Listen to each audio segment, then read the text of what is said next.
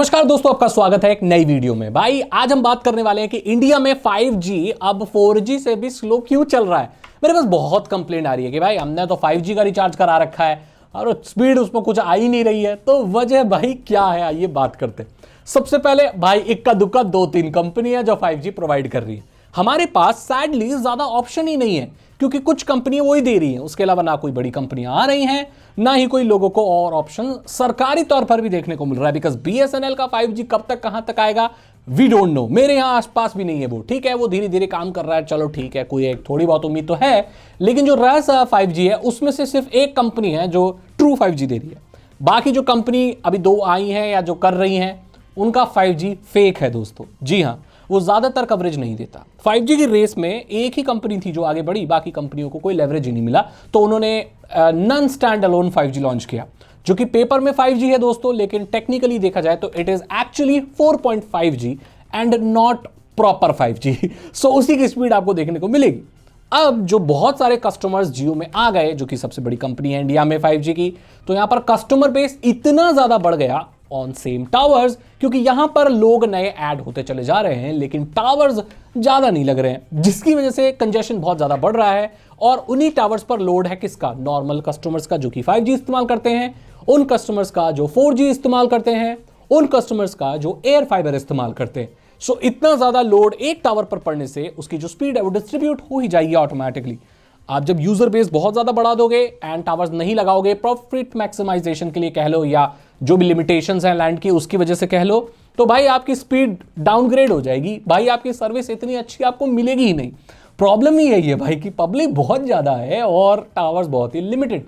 तो ये पहली वजह है कि भाई उनको साइड वाली कंपनियों को तो मैंने वैसे ही हटा दिया, नॉन स्टैंड अलोन चला रही हैं वो, उनकी तो बेचारी की मजबूरी है, चलो ठीक है। लेकिन जो है भी उसमें भी इतने ज्यादा लोग हैं कि सर्विस प्रॉपर्ली मिल नहीं पा रही।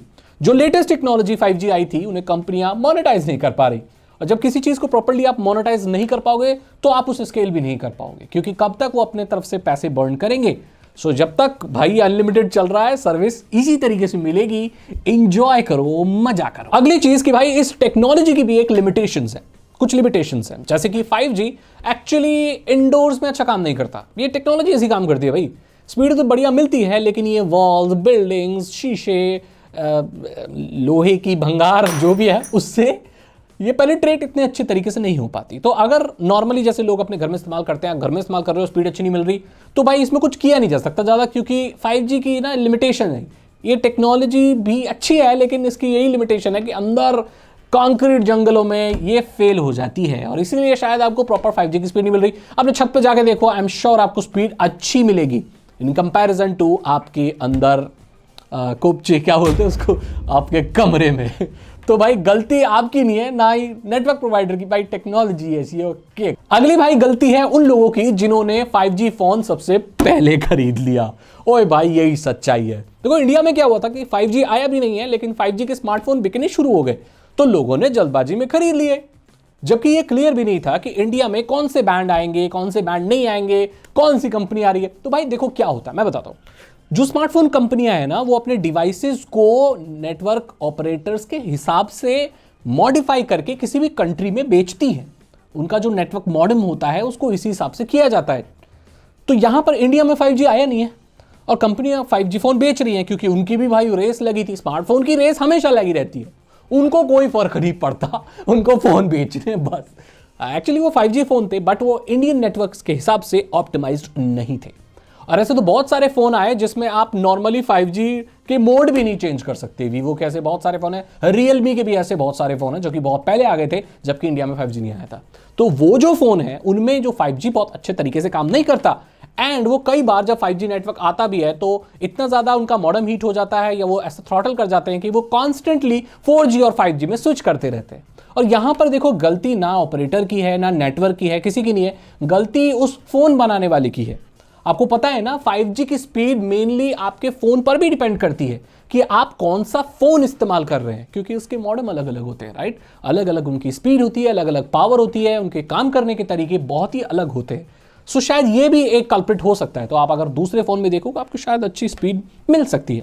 और ज्यादातर लोग जो बजट वाले फोन जिन्होंने पहले ले लिए उनके साथ ही बहुत ज्यादा प्रॉब्लम आ रही है। इसके ऊपर मैंने एक अलग से वीडियो भी बनाई। अगली चीज ये है कि भाई स्पीड टेस्ट ने ना लोगों की उम्मीदें बहुत बढ़ा दी है। पहले मैंने बहुत सारे ऐसे लोग हैं जो ये जाते हैं ना स्पीड टेस्ट करते हैं, तो वहां पर दिखा होता है कि 100 Mbps आ रही है। ओ बेटे 100 Mbps। फिर वो कोई चीज डाउनलोड करते हैं तो बोलते ओए वहां तो 100 लिखी थी, यहाँ 10 क्यों आ रही है, ओए क्या हो रहा है। ओ भाई मेगाबिट्स और मेगाबाइट्स में बहुत फर्क हो गए हैं। वो मेगाबिट्स है और आपको जो दिख रही है वो मेगाबाइट्स है। 8 से डिवाइड करना होता है, 8 से, फिर जो नंबर आता है वो आपकी वो ओरिजिनल डाउनलोड स्पीड आ जाती है। और स्पीड टेस्ट तो फेक होते हैं, उसके ऊपर मैं एक वीडियो बना चुका हूं, क्योंकि स्पीड टेस्ट आपको पहले 5-6 सेकंड 10 सेकंड की स्पीड दिखाते हैं एंड आपको एक स्टेबल यूसेज नहीं दिखाते उसमें। सो आप स्पीड टेस्ट देख के जब आप घड़े खुश हो रहे हो वो रियलिटी नहीं है, और इसीलिए भी शायद आपकी स्पीड जितनी आपको लगता है उतनी आपको मिल नहीं रही है। इसमें कोई गलती नहीं है भाई, आप थोड़ा समझने का फेर है। तो यहां पर मैंने बता दिया कि क्यों 5G 4G की तरह काम कर रहा है, और शायद जो 6G आ जाएगा वो 5G की तरह काम करेगा। मतलब नंबर बढ़ेंगे, एक्सपीरियंस हमेशा 2 स्टेप पीछे ही रहेगा, ये मुझे लगता है। बाकी इसमें बहुत सारी चीजें जिसे आप फिक्स कर सकते हो तो भाई कर लो।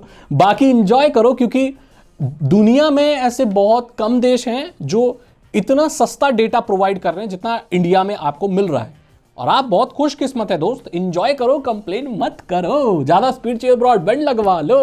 मैं बोलता हूं आपसे अगली वीडियो में। Thank you so much and good bye.